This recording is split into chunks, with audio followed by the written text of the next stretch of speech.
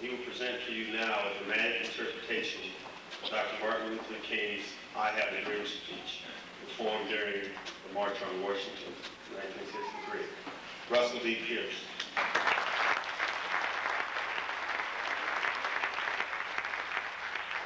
I am happy to join with you today in what will go down in history as one of the greatest demonstrations for freedom in the history of our nation. 50 years ago, a great American in whose symbolic shadow we now stand signed the Emancipation Proclamation. This momentous decree came as a great beacon light of hope to millions of Negro slaves who have been seared in the flames of withering injustice. It came as a joyous daybreak to end the long night of captivity. But 100 years later, we must face the tragic fact that the Negro is still not free. 100 years later, the life of the Negro is still sadly crippled by the manacles of segregation and the chains of discrimination. 100 years later, the life of the Negro is still sadly languished in the corners of American society, where he finds himself in exile in his own land. 100 years later, the Negro lives on a lonely island of poverty in the midst of a vast ocean of material prosperity. So we have come here today to dramatize an appalling condition. In a sense, we have come to our nation's capital to cash a check. When the architects of our republic wrote the magnificent words of the Constitution and the Declaration of Independence, they were signing a promissory note to which every American was to fall heir. This note promised that all men would be guaranteed the unalienable right of life, liberty, and the pursuit of happiness. But it is obvious today that America has defaulted on this promissory note insofar as her citizens of color are concerned. Instead of honoring this sacred obligation, America has given the Negro people a bad check, a check which has come back marked insufficient funds. But we refuse to believe that there are insufficient funds in the great vaults of opportunity of this nation. So we have come here to cast this check, a check that will give us upon demand the riches of freedom and the security of justice. In a sense, we have come to this hall spot to remind America of the fierce urgency of now. This is no time to engage in the luxury of cooling off or to take the tranquilizing drug of gradualism. Now is the time to make real the promises of democracy.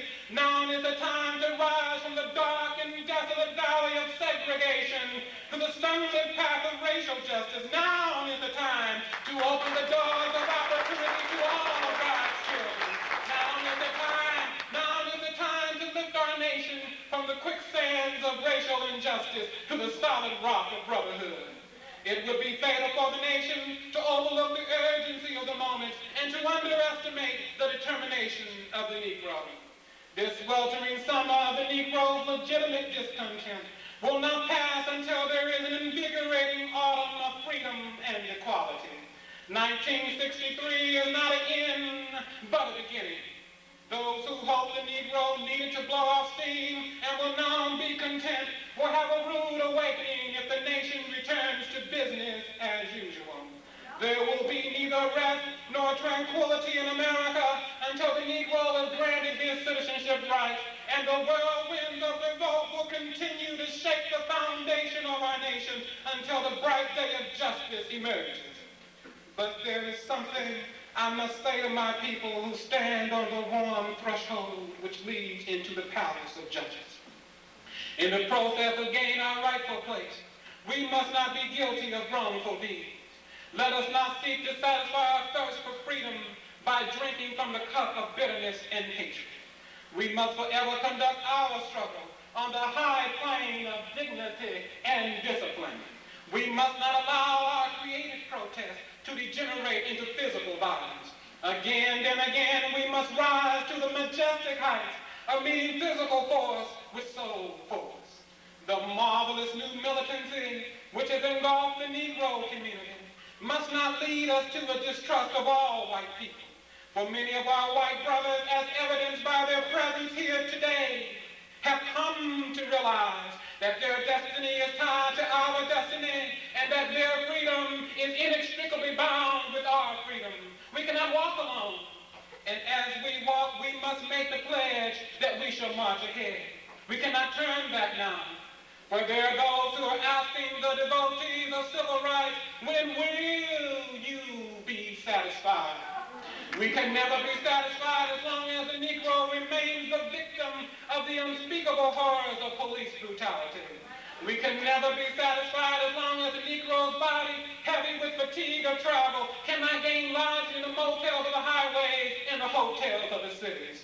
We can never be satisfied as long as the Negro's basic mobility is from a smaller ghetto to a larger one. We can never be satisfied as long as a Negro in Mississippi cannot vote and a Negro in New York believes he has nothing for which to vote. No, no, we are not satisfied.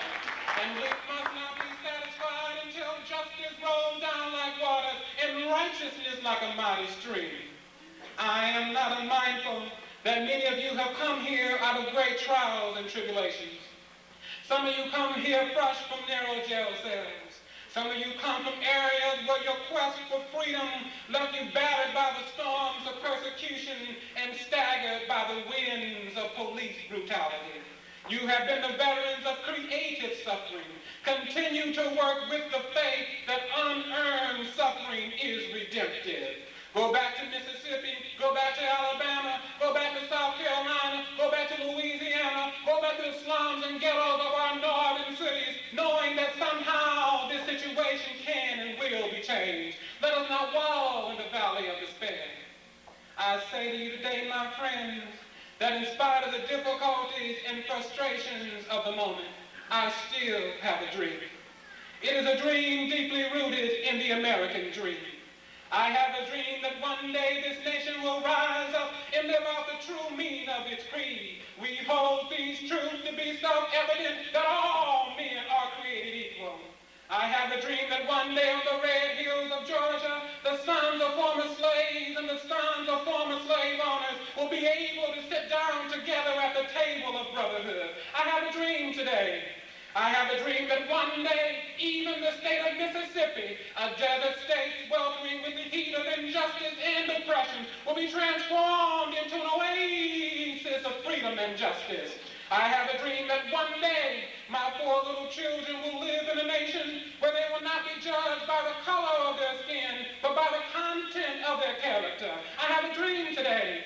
I have a dream that one day the state of Alabama, whose governor's lips are presently dripping with the words interposition and nullification, will be transformed into a situation where little black boys and little black girls will be able to join hands with little white boys and little white girls and walk together as sisters and brothers. I have a dream that one day every valley should be exalted, every hill and mountain made low, the rough places made plain, and the crooked places made straight. And the glory of the Lord shall be revealed, and all his flesh shall see it together. This is our hope.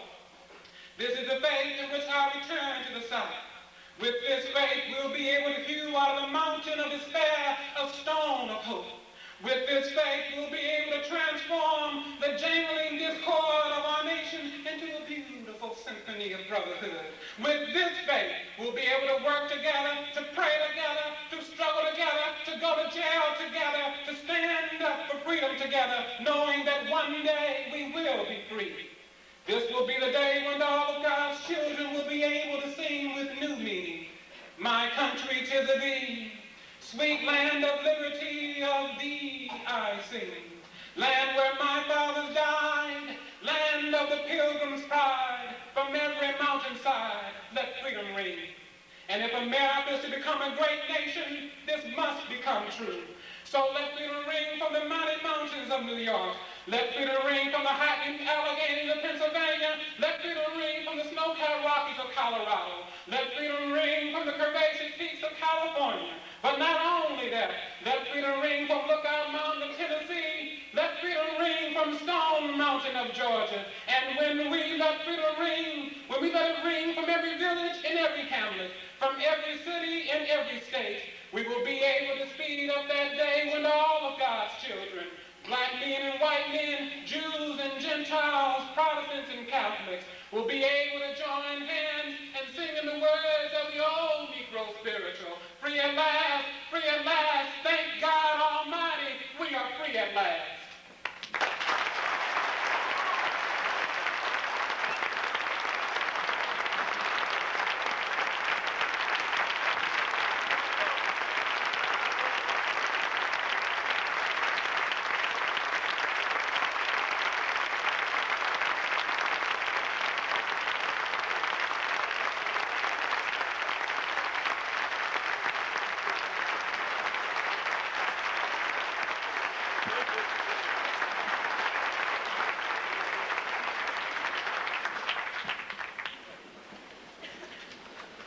Words of Martn are still powerful. To introduce our keynote speaker, we have with us here tonight the President of the University of Iowa. James O. Friedman is a member of the faculty of the College of Law. He started his legal training at the Yale Law School. After completing his training there, he has gone on to build an outstanding record in education and administration. He is a nationally distinguished and noted legal scholar, and he came to the presidency of this university after a very successful tenure as the Dean of the University of Pennsylvania Law School. I present to you James O. Friedman.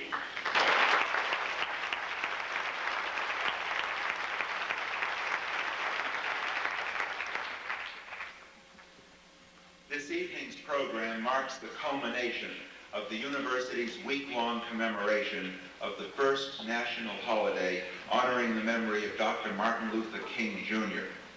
We are honored to have Mayor Andrew Young of Atlanta as our keynote speaker. On the first night of the Montgomery bus boycott in 1956, Martin Luther King, Jr. said, "When the history books are written in future generations, the historians will have to pause and say, there lived a great people, a black people, who injected new meaning and dignity into the veins of civilization." Andrew Young is one of those heroic shapers of history whom Dr. King described. Like others of his generation, he will be remembered for the new meaning and the new dignity that he has brought to the institutions of American civilization through his devotion to the causes of racial and social justice. Andrew Young was born in New Orleans in 1932. He received his undergraduate degree from Howard University, where he once thought of following his father's footsteps into the study of dentistry. But his interest shifted to theology, and after receiving his Bachelor of Divinity degree from Hartford Theological Seminary in 1955, he was ordained as a pastor in the United Church of Christ. As a young minister in Thomasville, Georgia, and as director of youth activities for the National Council of Churches, Andrew Young was an early crusader for justice. In 1961, he became a close associate of Dr. Martin Luther King, Jr., joining with him in the momentous nonviolent struggle to secure voting and other civil rights for Black Americans. In 1972, he was elected to the United States House of Representatives from a predominantly white congressional district, the first black elected to that body from Georgia since Reconstruction. He was twice re-elected and served as a congressman until President Carter appointed him the United States Ambassador to the United Nations in 1977. Again, the first black to hold that office. In 1981, he was elected mayor of Atlanta, but this time he was the second black, not the first, to hold that office. We remember Martin Luther King Jr. as he said he wanted to be remembered, as a drum major for justice, a drum major for peace, a drum major for righteousness. As Coretta Scott King has said, Dr. King knew that America's democracy was not perfect, but he also knew that when aroused, America's conscience could be a powerful force for reform. As we rededicate ourselves to living the dream of freedom and equal justice for all, we draw new inspiration from the life and moral leadership of Martin Luther King Jr. and new hope from the exemplification of his ideals in the life of Mayor Andrew Young. It is a pleasure to welcome Andrew Young to the University of Iowa.